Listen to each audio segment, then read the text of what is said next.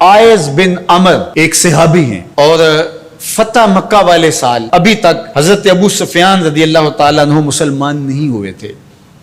तो किसी ने जिक्र किया तो उसने अबू सुफियान रदी अल्लाह ताला अन्हु का नाम पहले लिया और आयज बिन अमर का नाम बाद में लिया। तो मेरे और आपके आका व मौला नाराज हो गए और फरमाया ऐसा नहीं करोगे, तुम सरदार हैं कौम के अबू सुफियान और ये आयज एक सादा मुसलमान हैं, लेकिन चूंकि ये मुसलमान हैं लिहाजा नाम लेते हुए तुम पहले इसका नाम लोगे। इकबाल कहता है कि कतराए आबे वुजूए कंबरे खूब तर अज खूने नाबे कैसरे, कि हजरत अली रदी अल्लाह ताला अन्हु के दर का गुलाम कंबर रदी अल्लाह ताला अन्हु जब वुजू करते हैं और उनके वुजू के पानी से जो कतरे गिरते हैं वो उस दौर की सुपर ताकत सल्तनत रूम का शहनशाह कैसर, कहा कैसर के खून से वो कतराए वुजू ज्यादा कीमती है जो मोहम्मद अरबी के गुलाम के बदन को छू के गुजरता है। तो इस्लाम की एक अपनी अनोखी शान है, इस्लाम का एक अपना मिजाज है। लेकिन मानूसियत तहरीक ने एक नारा बुलंद किया 14वीं सदी के आगाज में कि वहदत अदियान के जरिए से लोगों को करीब किया जाए, और उनका मकसद क्या था कि मुसलमानों को तज़ब्ज़ुब के अंदर मुब्तदा किया जाए। उनको कहा जाए कि देखो सारे दीन के मानने वाले लोग हैं, सबको हक है, अमल करें, कोई हरज नहीं है, और एक दूसरे के करीब हों, एक दूसरे के पास आना जाना रखें। इस तरह के कुछ नारे तराश के जो है वो एक फिक्र उन्होंने देना चाहिए। और ये फिक्र 14वीं सदी के आगाज में ही नहीं थी, बल्कि 14 सदियां कबल कुफारे मक्का ने भी हुजूर की बारगाह में हाजिर होकर कहा कि एक साल हमारे बुतों की आप इबादत कर लिया करें और एक साल आपके माबूद की हम इबादत कर लिया करेंगे। उसका फायदा ये होगा कि अगर आपका दीन सच्चा हुआ तो हमें फायदा हो जाएगा, हमारी आखिरत अच्छी हो जाएगी, और अगर हमारा दीन सच्चा हुआ तो आपका काम बन जाएगा। बाहमी मुनाकशत, लड़ाइयां, उलझाओ ये भी नहीं होगा, दोनों का फायदा हो जाएगा। जब उन्होंने ये पेशकश हुजूर से की तो हुजूर के सीने अतहर पे सूरह अल काफिरून का नज़ूल हुआ। कुल या अय्युहल काफिरून ला आबुदु मा ताबुदून, ऐ महबूब फरमा दो कि जिनको तुम पूछते हो उनको मैं नहीं पूछता, और जिसको मैं पूछता हूं उसको तुम पूछने वाले नहीं हो, और जिसको तुम पूछते हो मैं कभी भी उसको पूछने वाला नहीं हूं। लकुम दीनुकुम वलिय दीन, तुम्हारा दीन तुम्हारे साथ, मेरा दीन मेरे साथ। तो ये एक अलग तशख्खुस है मेरे और आपके आका मौला के सीने पे उतारी गई सूरत के जरिए से जो वाज़े किया गया।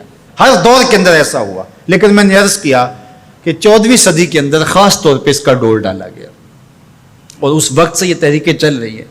और बड़े बड़े नाम हैं, उनमें से कुछ नाम आप भी जानते हैं जो नादीदा या दीदा तौर पे इस फलसफे के ज़ेर असर आए और उन्होंने ये तबलीग शुरू कर दी जो इस्लाम की बुनियादी फ़िक्र के मुनाफी है। गुज़श्ता दिनों पाकिस्तान की कौमी असम्बली के अंदर एक मंदिर की तामीर के हवाले से जब बात चली तो एक साहब ने कहा कि किसी दीन पर कोई बरतरी हासिल नहीं है कि मैं मगरब में एक गिरजाघर में नमाज पढ़ी है और उन्होंने मुझे इजाजत दी है। वो तो चर्च फरोख्त कर देते हैं, तो आप मस्जिद फरोख्त कर देंगे? वो अपना दीन तरक कर चुके हैं, वो तो उनकी ख्वाहिशात का मजबूआ है, तहरीफ राह पा चुकी है, और उन्होंने उन ख्वाहिशात के नतीजे में जो मिल बैठ के फैसला कर ले उसमें वो अपनी इबादतगाह को बेच देते हैं।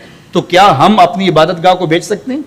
हम कहते हैं जी वो देते हैं तो हम भी दे दें, ये क्या बात हुई? अगर आपने उनकी रवादारी देखी है तो ज़रा इसको अपने सियासी कल्चर का हिस्सा बनाइए, थोड़ी सी वसीउ ज़रफ़ी का इजहार कीजिए। मुस्लिम लीग के दफ्तर जो हैं वो तहरीक इंसाफ के लिए खोल दीजिए कि आप यहाँ इजलास कर सकते हैं, और तहरीक इंसाफ से कहिएगा कि वो पीपल्स पार्टी के लिए, उनको कहिएगा कि आप नून लीग के लिए अपने दफ्तर खोल दीजिए। वहदत दियान तो बाद में होगी, वहदत सियासत तो होले पहले। तुम सारे मुसलमानों एक मुल्क के रहने वाले हो तो पता चले जी ये बड़े वसीउ ज़रफ़ हैं, वहां तुम अपने लीडर के लिए मर जाते हो, और इस्लाम कोई यतीम मजहब है? ये मोहम्मद अरबी का लाया हुआ दीन है। तुम अपने सियासी मफादात पे कोई कंप्रोमाइज नहीं करते हो। ये क्या तुम्हारा फलसफा कि उन्होंने अपने चर्च में इजाजत दे दी तो हम भी देंगे? मियां उनकी गैरत اجازت دیتی ہے ان کا دین جو خود ساختہ ہے، اور حضرت عیسیٰ کو چھوڑ کے جو انہوں نے اختیار کیا ہے ان کی تربیت ان کے نفس نے کی ہے، اور ہماری مسجد کے حوالے سے تربیت محمد عربی نے کی ہے۔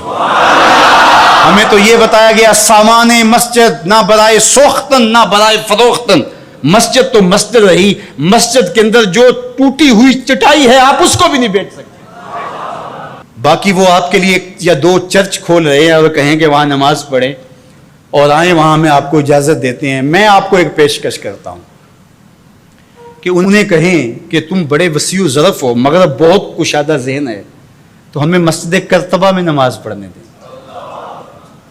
مسجد کرتبہ میں جو مسلمانوں کی بنائی ہوئی ہے، 10 مربع کلومیٹر پر پھیلی ہوئی وہ مسجد، اس کے باغات، اس کے احاطے، اس کے متعلقات اگر شامل کریں، حمام شامل کریں تو 10 مربع کلومیٹر پر وہ مسجد تھی، اور 1400 ستونوں پر پھیلی ہوئی مسجد کا حال۔ اللہ اکبر، جب رات ہوتی تو اس زمانے کے اندر 7,500 مشعلیں اس مسجد میں چراغاں کرتی، 30 فٹ اونچا اس کا چھت ہے، اور آج بھی وہ دیکھنے کے قابل ہے۔ اقبال نے بے ساختہ وہاں جا کے کہا تھا کہ تیرا وجود مردان خدا کی دلیل، جنہوں نے بنایا ہے پتہ چلتا ہے کوئی تھا، تیرا وجود مردان خدا کی دلیل، وہ بھی جلیل و جمیل تو بھی جلیل و جمیل، وہ بھی جلیل و جمیل تو بھی جلیل و جمیل، تیرے ستون بے شمار تیری بنا پائیدار، شام کے صحرا میں جیسے ہجوم نخیل۔ تو وہ مسلمانوں نے بنائی ہوئی ہے، 800 سال مسلمانوں نے اندلس میں حکمرانی کی، اب وہ مسجد مسلمانوں کی تعمیر کردہ وہاں موجود ہے اور گرجا گھر میں تبدیل کر دی گئی ہے۔ 2008 میں مقامی مسلمانوں نے پوپ کو درخواست دی کہ جس رواداری کی، مذہبی رواداری کی آپ بات کرتے ہیں، اس رواداری کو قائم کرنے کے لیے ایسا کیا جائے کہ ہمیں بھی اس مسجد میں نماز پڑھنے کی اجازت دی جائے۔ یہاں گرجا گھر ہے، تصویریں لگی ہوئی ہیں، اور وہ آ کے عبادت کرتے ہیں عیسائی، تو ہم بھی ایک گوشے میں عبادت کر لیا کریں۔ مغرب جس رواداری کا پرچار کرتا ہے اس کا عملی ظہور ہو جائے، لیکن پذیرائی نہیں بخشی گئی۔ کہاں گئے وسیع و ظرف؟ تم کہتے ہو گرجوں میں نماز پڑھنے دیتے ہیں، تو وہاں 2 رکعت پڑھ کے دکھاؤ۔ 2011 میں اللہ نے توفیق دی تو مجھے شوق تھا کہ میں مسجد کرتبہ دیکھوں، بچپن سے پڑھتے آئے، مسجد کرتبہ کی یادیں خیالوں میں نقش تھی۔ تو جب میں وہاں پہنچا تو وہ دروازے پہ بتا دیتے ہیں کہ یہاں نماز کی اجازت نہیں ہے، تو اب وہ مسجد جہاں قدم قدم پہ اہل علم اور اولیاء کی پیشانیوں اور سجدوں کے نشان موجود ہیں، اب مجھے تو گوارا نہ ہوا کہ میں جوتا پہن کے جاؤں، تو میں نے جوتا اتار کے ایک سمت رکھ دیا اور مسجد میں داخل ہوا۔ تو سیکورٹی کے لوگ میرے پیچھے بھاگے اور کہنے لگے کہ آپ یوں نہیں پھر سکتے۔ میں نے کہا کیوں؟ کہتے آپ نے جوتے اتارے ہوئے۔ تو وہاں تمام مذاہب کے لوگ آتے ہیں، آپ جانتے ہیں کہ ان کے لباس بھی مختصر ہوتے ہیں، تو میں نے کہا انہوں نے تو لباس بھی نہیں پہنے ہوئے تو مجھے اس کی اجازت دیتے کہ میں جوتا اتار دوں، انہوں نے لباس اتارے ہوئے۔ تو وہ کہنے لگے جی نہیں۔ میں نے کہا مجھے بات سمجھاؤ کس طرح؟ تو جو گفتگو ہوئی وہاں، جو میرے ساتھ ترجمان تھے ان کے ذریعے سے، وہ یہ تھی کہ چونکہ مسلمان مسجد کی تعظیم کرتے ہیں اور مسجد کی تعظیم عبادت کا روپ ہے، اور وہ مسجد کو تقدس دے کر کے اس کی تعظیم کرتے ہیں، اور آپ نے جو جوتا اتارا ہے آپ کی نیت میں مسجد کی تعظیم ہے، یہی ہے۔ میں نے کہا بالکل یہی ہے۔ یہاں بڑے بڑے مشائخ اولیاء بیٹھتے رہیں تو کس طرح میں اپنے جوتوں سے اس فرش کو رون دوں؟ تو انہوں نے کہا جی ہم اجازت نہیں دے سکتے۔ تو ان سے بہت کہا، لیکن وہ کہنے لگے یہ ہو ہی نہیں سکتا، تو ہم ساری مسجد نہیں دیکھ سکے اور واپس آ گئے۔ اور 2014 میں پھر دوبارہ جانا ہوا، پھر یہی میرے ساتھ مسئلہ ہوا۔ تم کہتے ہو بڑے وسیع و ظرف ہے، میں اپنا تجربہ بتا رہا ہوں۔ تم کہتے ہو چرچ میں نماز پڑھنے دیتے ہیں اور وہ جوتے اتار کے نہیں جانے دیتے۔ او میاں وہ تمہارے لیے ایک کھلونا رکھا ہے، تمہیں بہلانے کے لیے، تمہیں ورغلانے کے لیے وہ رکھا ہوا ہے۔ انہیں پتا ہے اس سے بہل جائیں گے اور وہ بھی شور جا کے کریں گے کہ ہماری مسجدوں میں بھی ایسا ہونا چاہیے، ہم بھی وسیع و ظرف ہوں۔ وہ تمہیں دھوکہ اور فراڈ دینے کے لیے کیا ہے۔ اقبال نے کہا تھا اندروں تاریخ تر از چنگیز، یہ بظاہر میٹھے میٹھے لگتے ہیں لیکن ان کا اندر چنگیز سے بھی زیادہ تاریخ ہے۔ تو جو گرجے فروخت کر دیتے ہیں، آج آیا صوفیہ کہ ان کو کیوں تکلیف ہو گئی؟ اور وہ سلطان محمد الفاتح نے خریدی ہوئی ہے اور آج آیا صوفیہ سجدوں سے آباد ہو رہی ہے. آج وہ مسجد اذانوں سے پرنور ہو رہی ہے اور ماحول کے اندر وہ عجیب خوشیاں پھیل رہی ہیں. تو تکلیف اسلام سے ہے. وہ چاہتے ہیں کہ یہ تذبذب میں مبتلا ڈھیلے ڈھیلے مسلمان رہیں, خیر سے رہیں. ان سے کیا ہماری پریشانی ہے؟ مجھ کو پریشانی ہے تو اس امت سے ہے, اشک سحرگاہی سے جو ظالم کرتے ہیں وضو. تو آج آیا صوفیہ تکلیف کا سبب اس لیے بن گیا کہ یہ جو تحریک بپا کی گئی تھی وحدت ادیان کی, اور ترکی بھی ایک زمانے میں اس کا مرکز رہا, اور آج یہ ہے کہ وہاں آیا صوفیہ مسجد کی صورت میں بدل رہی ہے.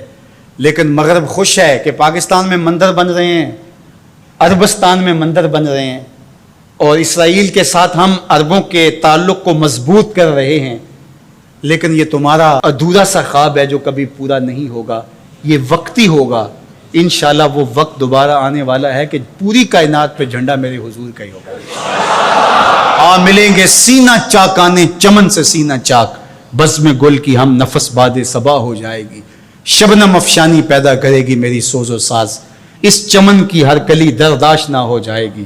آسمان سحر کے نور سے ہوگا آئینہ پوش, ظلمت رات کی سیما پا ہو جائے گی. شب گریزاں ہوگی آخر جلوہ خورشید سے, یہ چمن